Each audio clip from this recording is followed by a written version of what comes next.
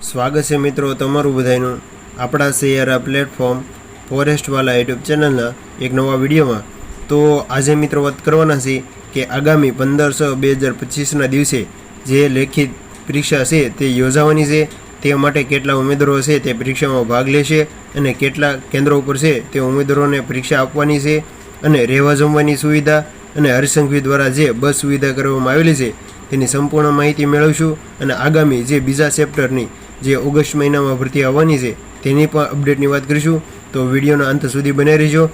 તો આજના વિડીયોની શરૂઆત આપણે જે હરસંઘવીના ઓફિશિયલ ટ્વિટર એકાઉન્ટ છે તેના ઉપરથી કરીશું કે કઈ શું અપડેટ આપવામાં આવેલી છે એલઆરડી ભરતીને લઈને। તો આજના વિડીયોની શરૂઆત કરીએ। તો મિત્રો તમે જોઈ શકો છો કે હરસંઘવી દ્વારા છે તે ઓફિશિયલ ટ્વિટર એકાઉન્ટ છે તેના ઉપર પોલીસ ભરતીની માહિતી આપવામાં આવેલી છે કે 15/6/2025ના રોજ રાજ્યના વિવિધ પરીક્ષા કેન્દ્રો પર છે તે એલઆરડીની જે એક્ઝામ છે તે યોજાવાની છે, તે માટે છે તે એક્સ્ટ્રા બસોનું છે તે સંચાલન કરવામાં આવેલું છે, જેની તમામ ઉમેદવારોએ નોંધ લેવી।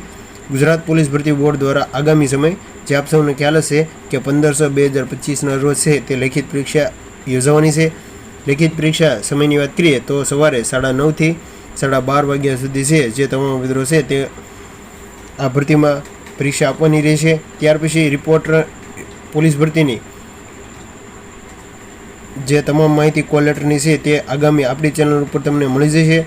ત્યાર પછી લોકરક્ષક કેટેગરીની લેખિત પરીક્ષા રાજ્યના કેન્દ્રોની વાત કરીએ તો અમદાવાદ, વડોદરા, સુરત, રાજકોટ, ગાંધીનગર, આણંદ અને ભાવનગર પરીક્ષા કેન્દ્રો ખાતે છે તે આગામી સમયમાં છે તે પરીક્ષા યોજાવાની છે, જેમાં રાજ્યમાં અલગ અલગ જિલ્લાઓમાંથી છે તે 2.48 લાખ જેટલા ઉમેદવારો છે તે આ પરીક્ષા આપવાના છે। એટલે કે તમે જોઈ શકો છો કે અંદાજિત 2.48 લાખ જેટલા છે તે 15/6/2025ના દિવસે છે તે ગુજરાત પોલીસ ભરતીની છે તે લેખિત પરીક્ષા આપવાના છે।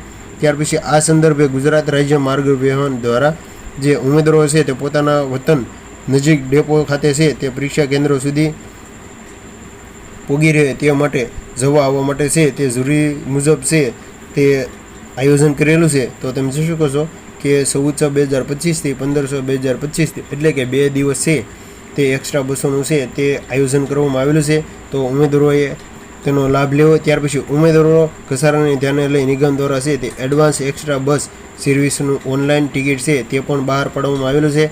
એટલે કે તમામ ઉમેદવારોને છે તે extra service online ticket booking સુવિધા છે તે ઉપલબ્ધ કરવામાં આવેલી છે। સરળ સમયગાળા દરમિયાન નિગમ દ્વારા આવનારા એક્સ્ટ્રા સંચાલન અન્વયે સર્વિસોનું નિગમ ડેપો ખાતેથી તમે નિગમની વેબસાઇટ છે GSRT.in ઉપર જઈ તમામ ઉમેદવારો છે તે અવશ્ય રજિસ્ટ્રેશન કરવું રહેશે, જે ઓફિશિયલ વેબસાઇટ છે। અને તમે જો પણ ઓનલાઈન રજિસ્ટ્રેશન કરવા માંગતા હોય તો તમારા બાજુના ડેપો ઉપર જઈ અને તો પણ રજિસ્ટ્રેશન કરી શકો છો। ઉમેદવારોને સંચાલિત સંભવિત પૂછપરછ માટે છે તો કોઈપણ ઉમેદવારોનો જો કોઈ પણ પ્રશ્ન હોય તો દિવસના 10:30 થી રાત્રિના 6 વાગ્યા સુધી છે જે ટોલ ફ્રી નંબર આપેલો છે તેના ઉપર 24 કલાક છે તે જાણકારી છે તે મેળવી શકશો। તો વધારે માહિતી તમને ટોલ ફ્રી નંબર ઉપર મળી જશે। ત્યાર પછી ગુજરાત પોલીસ રિક્વાયરમેન્ટ જે લોકરક્ષક જે ઓફિશિયલ ટ્વિટર એકાઉન્ટ છે તેના ઉપરથી ફટાફટ માહિતી મેળવી કે લોકરક્ષક કેટેગરીની 15/6/2025ના રોજ છે તે એક્ઝામ છે તે યોજાવાની છે।